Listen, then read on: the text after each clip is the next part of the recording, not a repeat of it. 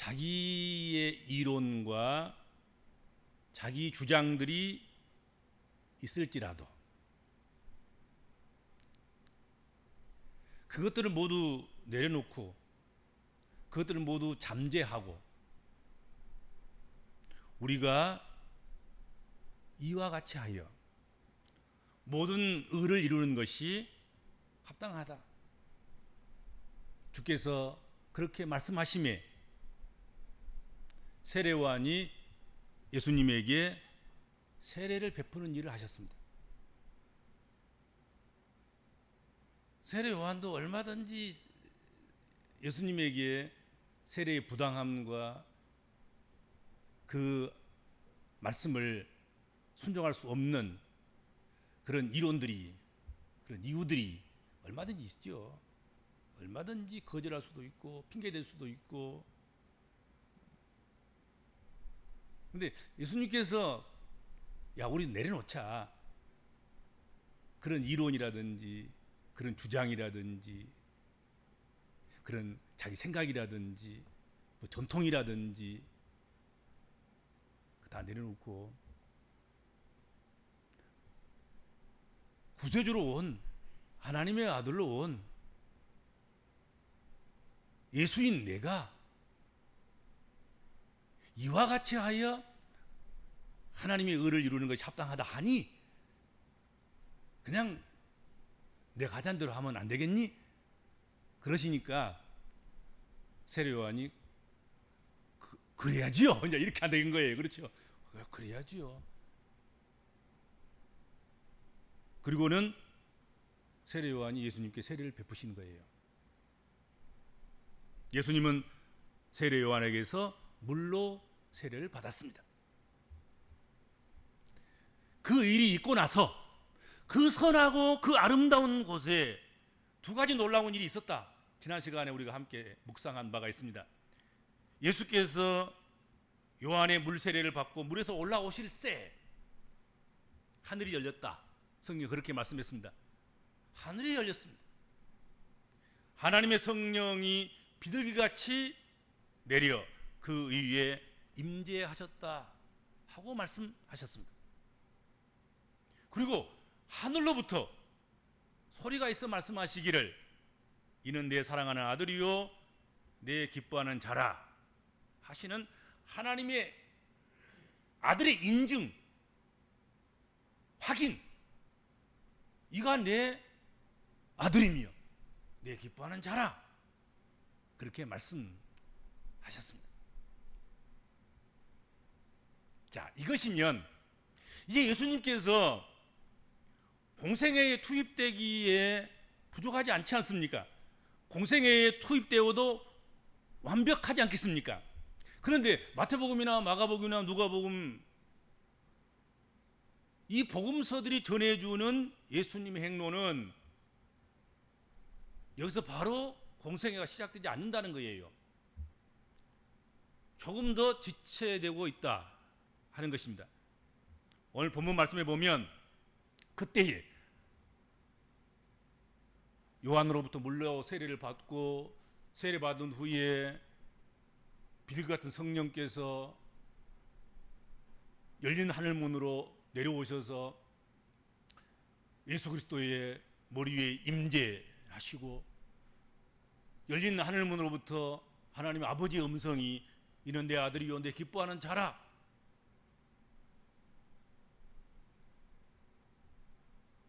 이런 일이 있고 난 직후에 그때에 예수님에게 일어났던 특별한 한 가지 일, 그것을 오늘 성경에 더 소개하고 있다 하는 것입니다. 그것이 아닌 거예요. 성령이 임재하고 비둘기같은 성령께서 역사하시고 하늘문이 열리고 하나님의 음성 내 아들이고 내 기뻐하는 자라 하고 확증하고 인정해 주시고 그러면 다 끝났을 것 같은데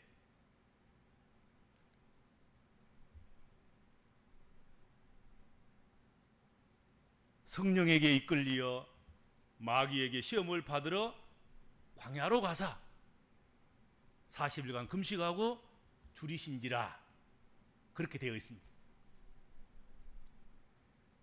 성령이 임하시고 내 아들이요 내 기뻐하는 자라 인치심을 받은 그 예수님에게 임재하신 성령께서 예수님을 이끄시는데 그 이끄시는 곳은 400년간 중간사 동안 기다리고 또 기다려온 가난하고 병든 정말로 구원받아야 할 하나님 백성들을 만나는 그 마을이나 도시가 아니었다 하는 것입니다. 우리 같으면 이거 급하잖아요. 하루 이틀 기다린 것도 아니잖아요. 말라기서부터 지금 세례요한까지 기다린 세월이 중간사가 400년이에요. 그러면 아니 속성까지 있다는데 속성이라도 해가지고 어떻게 빨리 1시간이라도 빨리 보내셔야 되는데 어디로 구원할 이스라엘 백성들이 있는 마을로 도시로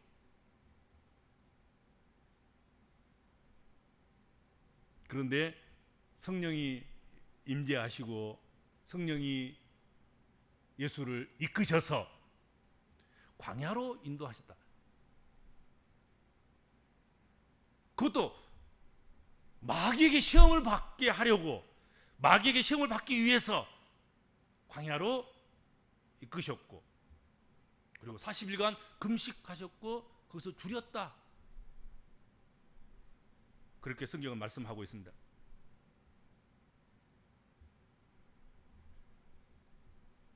성령이 임하시고 내 아들 내 기뻐하는 자라 하는 인증도 있고 그리고 400년도 기다리고 그리고 예수께서 오셔서 지금 30년 더 기다린 것 아니겠습니까? 430년 기다린 거예요. 그러면 속히 광야가 아닌 마을로 가야 되잖아요. 도시로 가야 되잖아요. 그렇죠? 사람 있는 곳으로. 그리고 성령이 임하셨고 그리고 하나님께서 내 아들이라 내 기뻐하는 자라 그러셨으면 광야도 없고 시험도 없고 그래야 하지 않겠습니까? 그런데 하늘문 열리고 성령이 임재하시고 하나님의 음성이 들리시고 그런 놀라운 역사가 있었음에도 불구하고 아직 때가 이르다는 거지요. 아직 때가 안 됐다는 거지요. 한 가지 일을 더 마무리 지어야 된다. 그것도 다른 사람을 위해서 한 것이 아니라 예수를 위해서 광야로 가서 마귀에게 시험을 받고 40일 금식하고 줄이고 그런 과정을 더 겪어야 된다. 그렇게 말씀하고 있다 하는 것입니다. 우리는 예수 그리스도에게서 일어난 한 가지 사건만 가지고도 우리는 이제 됐다. 이 정도면 충분하지 않냐? 뭐 이럴 거예요. 400년을 기다렸는데 그리고 또 30년을 기다렸는데 어찌 또 40일간 광야에 가서 시간을 허비할 수 있는가 뭐 그럴 거예요. 사람들 어떻게 조급한지 그렇죠?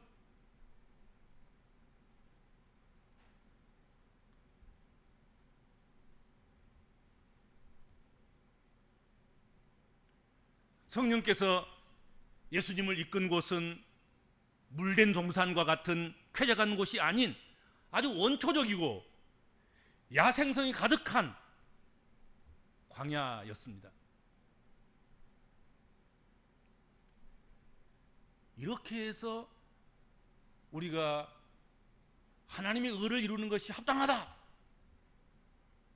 그래서 성령으로 세례를 주실 분이 오히려 물세례를 받는 그런 자리까지 낮아지시고 그런 그리스도에게 하나님께서 성령으로 임재하시고 하늘문을 열어주시고 음성을 들려주시고 아들이라 기뻐하는 자라 확증해 주시고 그런 그리스도를 오늘 본문에 보면 물된 동산으로 좋은 곳으로 보내지 아니하시고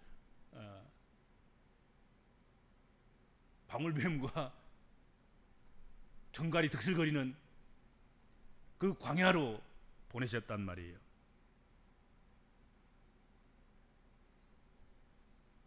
여러분, 예수님께서 광야로 간 것은 자의적으로 간 것이 아닙니다. 자원해서 간 게 아니에요. 가고자 해서 간 것이 아닙니다. 오늘 성경에 뭐라고 되어 있습니까? 분명하고 확실하게 성령에 이끌리어 광야로 갔다, 그렇게 말씀했습니다. 예수님의 의지가 아니라 하나님 아버지의 의지셨습니다. 아버지인 하나님께 성부께서 성자이신 예수님을 광야로 이끄셨다는 거지요. 마가복음서에 보면, 마가복음서 1장 12절이죠. 마가복음서에 보면 성령께서 예수님을 광야로 뭐라고 되어 있습니까? 거기 보세요. 한번 성경 한번 펴서 한번 보세요. 뭐라고 되어 있는가? 마가복음 1장 12절 뭐라고 되어 있습니까?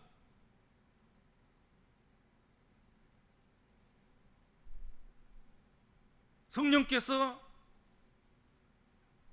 예수님을 광야로 몰아내셨다. 몰아내셨다고 되어 있습니다. 그렇죠? 이 몰아내다는 이 말은 에크발로라는 말인데 내쫓는 것입니다. 내쫓는 것.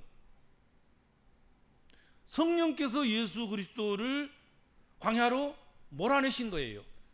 내쫓으신 거예요. 내쫓으신 거. 그냥 뭐 좋게 대접해 가면서 이끄신 것이 아니라 몰아내신 거란 말이에요. 내쫓으신 거란 말이에요. 말씀대로 한다고 하면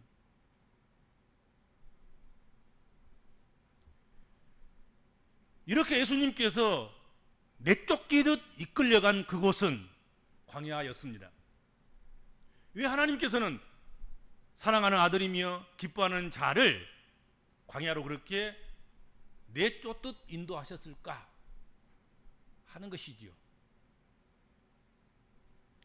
성령이 임재하고 하나님의 아들이요 하나님이 기뻐하심을 입은 자라는 그런 예수님이셨지만 인간 구원을 위하여 지금 예수님은 한 사람의 인간이어야 합니다. 그것을 철저하게 확인하는 자리가 바로 광야였습니다. 인간 구원을 위하여서 공생애를 시작하는 그 길은 광야에서의 사역과 다름없음을 알려주시기 위한 것이 아닌가 하는 것입니다. 예수님이 공생애를 시작하려고 하는데 그 공생애라는 게 환영받고 대접받고 그런 자리가 아닌 거예요. 적막강산인 광야에서 외치는 자와 같은 그런 현장에서 앞으로 그리스도의 역할, 메시아의 사명을 감당해야 된다 하는 것을 알려주시는 것이 아닌가 하는 것입니다. 광야로 보내진 아사셀 양을 떠올리게 하는, 아사셀 양을 경험하게 하는 그런 기회가 아니었을까, 그런 생각을 해보게 되는 것이란 말이죠. 그렇죠? 그리고 앞으로 공생애를 살아갈 때 무슨 일이 있을 때마다 이 광야를 회상하도록 하기 위해서 주신 기회였을 것이다, 그렇게 생각이 됩니다. 예수께서 공생애를 할 때 여러분 얼마나 많이 가벼움을 당하고 비아냥거림을 당하고 또 조롱을 당하고 핍박을 당하고 환난을 겪고 고난을 당하고 그랬냐 하는 거지요.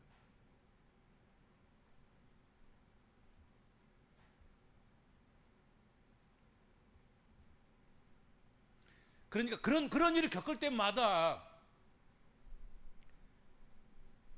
광야 40일, 광야에서 금식하던 그때 그 쓸쓸하고 외롭고 굶주리고 배고프고 그런 가운데서 사단에게 시험당한 그때를 추억하면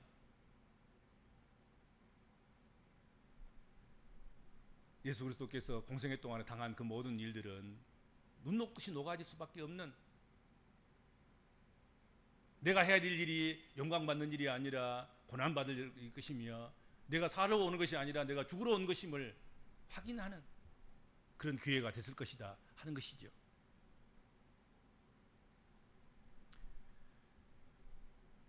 광야는 하나님을 만나는 자리이며 자신을 연단하는 자리입니다.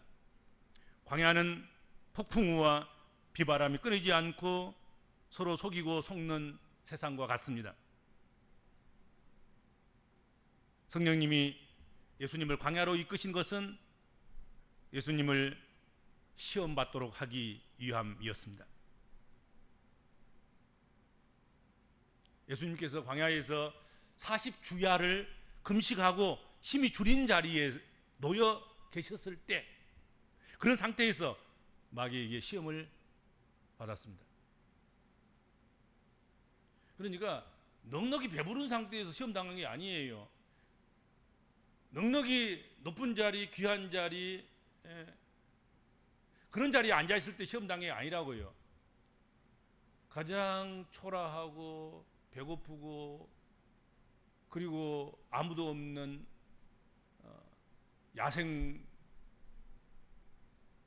짐승들, 곤충들 뭐 이런 것들만 있는 광야에서 시험을 당하셨습니다.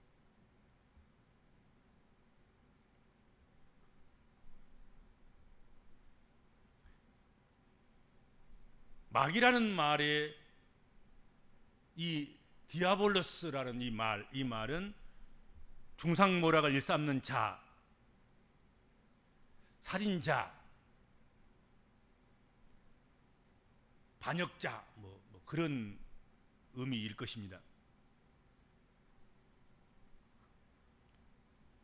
마귀는 인간 타락의 원인이 되고 하나님과 그의 나라를 대적하면서 땅 위의 모든 어둠의 권세를 번식시키고 사람들의 파괴를 유도하는 그런 타락한 영, 악한 영의 우두머리 왕인 것입니다. 성경에 이 사단을 일컬어서 여러 말을 했습니다. 요한복음 8장 44절 살인자, 사단은 살인자다. 요한일서 5장 19절에 보면 악한 자, 요한복음 8장 44절에 거짓말쟁이, 뭐 다른 성경에 보면은 뭐 시험하는 자, 참소하는 자, 미혹하는 자, 대적, 이 세상 임금, 공중의 권세 잡은 자, 그런 것으로 불리우고 있습니다. 마귀는 아주 교묘합니다. 술수가 대단합니다. 그래서 마귀에게 유혹당하지 않도록, 유혹당했을 때 넘어가지 않도록 우리는 깨어 근신하면서 기도하면서 말씀을 방패로 삼고 이겨나가야 할 것이다 하는 것입니다. 마귀는 이런 사람, 이런 존재니까 처음부터 거짓말쟁이고 처음부터 비방하는 자고 악한 자고 살인자고 참소하는 자이고 미혹하는 자이며 믿은 백성들의 대적이다 이거지요.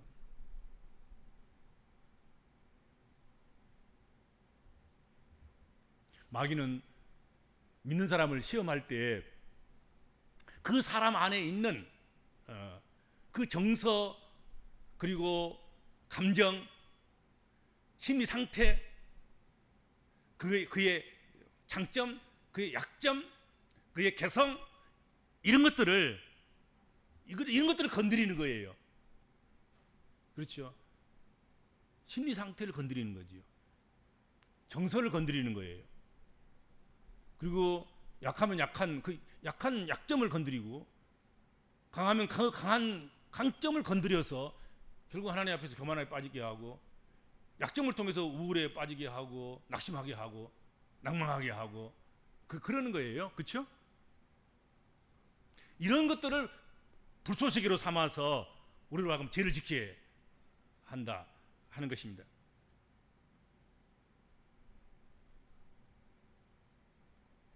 육신을 입고 있으셨던 예수님은 모든 면에서 우리가 똑같은 성정이셨다. 이것을 이해하셔야 됩니다. 그가 하나님의 아들이시고 그가 그리스도이시고 그가 메시아로 오셨지만, 세상 죄를 지고 가는 어린 양으로 오셨지만, 그는 육신을 입으신 사람의 몸으로 오신 완전하신 인간이셨다 하는 것이죠. 그런 예수님에게 광야는 힘들고 40일 금식 기도로 죽을 것 같고 허기진 가운데에서 마귀의 시험을 받으셨습니다. 마귀는 그때를 놓치지 않는 것이죠. 그렇죠? 예수님이니까 이기셨을 것이다. 하나님의 아들이시니까 이기셨을 것이다.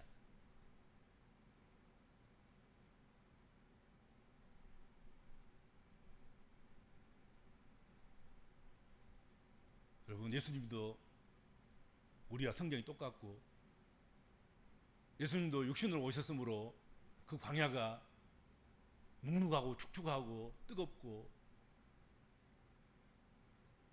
또 각종 가시나무와 찔레와 그리고 야생성을 가진 그런 곤충들과 동물들,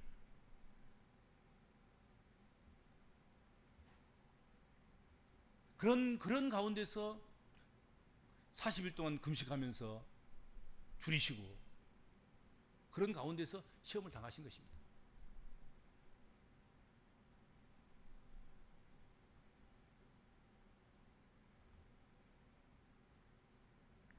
주님은 그런 가운데서 마귀의 시험을 물리치시고 이기셨다 하는 것입니다. 주님의 이 이기심이 우리에게 모범이 되고 주님이 대표로 이기셨으니 우리도 이긴 것이며 주님을 의지하고 나아가면 이길 수 있다는 확신을 주시기에 충분하다 하는 것입니다. 주님이셔서 이기신 것만이 아니라는 거지요. 주님도 우리가 똑같은 거란 말이에요. 똑같은 육체를 입으시고 똑같은 성정을 가지시고 그가 광야에서 머무는 동안에 그 육신은 우리가 똑같은 육신인 거예요.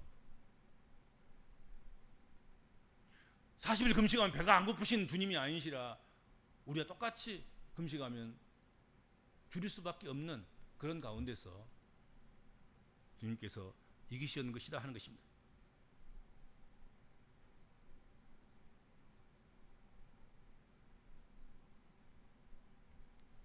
그러므로 우리도 어떤 광야라도 헤쳐나갈 수 있고 광야에서 마귀가 어떤 시험을 우리에게 베푼다고 하더라도 준다고 하더라도 이끈다고 하더라도 마귀의 시험을 능히 이겨야 하고 이길 수 있음을 우리가 확신해야 됩니다.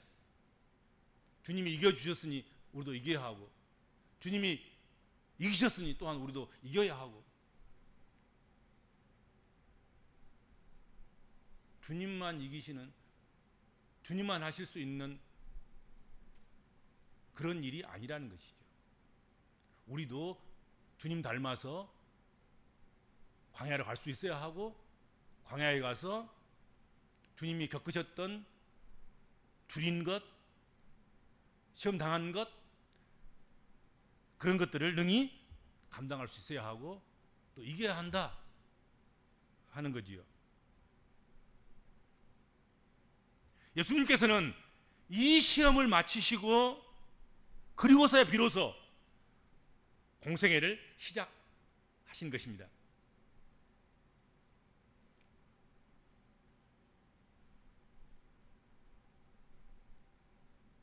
주님은 하나님의 아들이시면서도 그리고 하늘 문이 열리고 성령이 임재하시고 하나님을 만나서 하나님께서 이는 내 아들이다, 내 기뻐하는 자다, 그렇게 확증하시고 인증을 해주시고,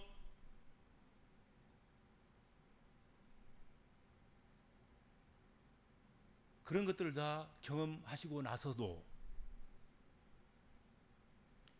이와 같이 광야에서 40일 동안 금식하고, 그리고 마귀에게 시험을 당하셔서 시험을 다 이기시고, 그런 준비와 단련을 거쳐서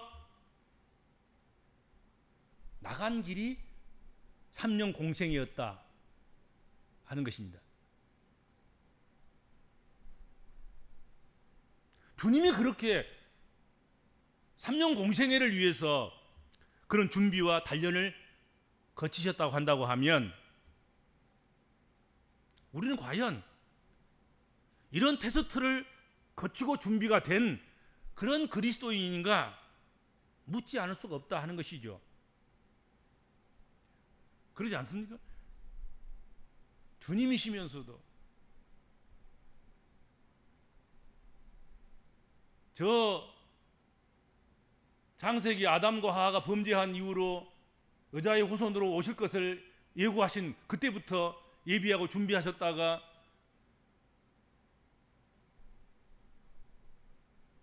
아기 예수로 오셔서 또 30년을 준비하시고, 그리고 또 부족하셔서 광야로 가셔서 40일간 금식하시고, 그리고 연단받고 유혹당하시고 그 시험을 이기시고, 그리고 나서야 그것도 짧은 공생의 3년 그것을 감당하셨다고 하면, 과연 우리는 얼마나 준비되어 있는, 그리고 정말로 테스트를 거친 그런 하나님의 사람들인가, 그리스도인들인가 되묻지 않을 수가 없다, 생각해 보지 않을 수가 없다 하는 것입니다.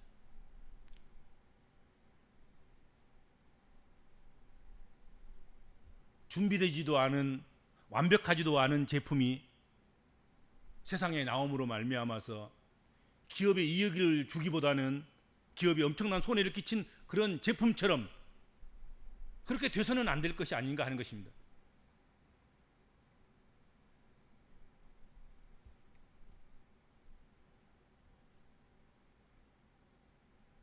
우리가 어떤 사명을 수행하려고 달려갈 때 예수님께서 공생을 시작하기 전에 하셨던 오늘 본문의 일들을 반드시 기억해야 될 것입니다. 너무 안달나면 안 돼요. 너무 조급하면 안 돼요. 그렇잖아요.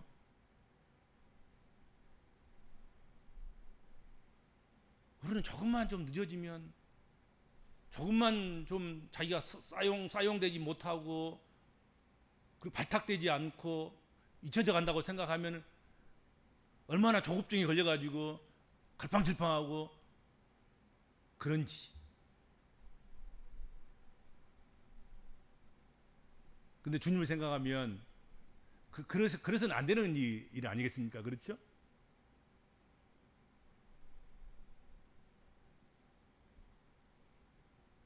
우리가 어떤 사명을 수행하려고 달려갈 때 예수께서 공생애를 시작하기 전에 하셨던 오늘 본문 말씀을 늘 생각하고 기억했으면 좋겠습니다. 그 말씀을, 오늘 본문 말씀을 소환해서 늘 되새기고 묵상했으면 좋겠습니다. 주님께서 그렇게 하셨다고 하면 우리는 말할 것이 없습니다. 성령에 이끌리시고 광야에서 40일 동안 금식하시며 마귀의 시험을 통과하시고 공생애를 시작하신 주님처럼 자신을 시험해보고 준비되었나 확인해보고 주의 일에 나서는 것, 그건 당연한 것이 아닌가 하는 것이죠. 좀 미루어지고 더디어지고 시간이 걸리고 그런 것에 대해서 너무 불평하지 않아야 할 충분한 이유가 있다 하는 것입니다. 그렇죠? 아무리 오랜 시간 기다리고 연단받고 훈련되고 준비되었다 하더라도 주님이 공생애를 시작할 때에 그것을 우리가 생각한다고 하면 우리는 여전히 더 준비되어야 되고 더 연단받아야 되고 더 기다려야 하고, 주님이 기다리라고 말씀하시면 안 된다고 원망하고 불평하고 항거하고, 그래서는 안 될 그런 존재다 하는 걸 다시 한번 존재론적으로 우리가 깨달아야 되겠습니다. 그렇죠? 주님도 얼마나 기다리셨는데, 주님도 얼마나 많은 연단을 받으시고 시험을 겪으시고 시험을 통과하시고 그러셨는데, 우리가 너무 쉽게 너무 빨리 영광 받으려고 하고 각광 받으려고 하고 그리고 일꾼으로 인정받기를 원하고 그렇게 욕심부려야 되겠는가? 일평생 준비하고 하루를 쓰여지더라도 하나님 그렇게 하시겠다고 하면 우리가 아멘하고 순종하는 그리스도인들이 되어야 될 줄로 믿습니다. 기도하겠습니다.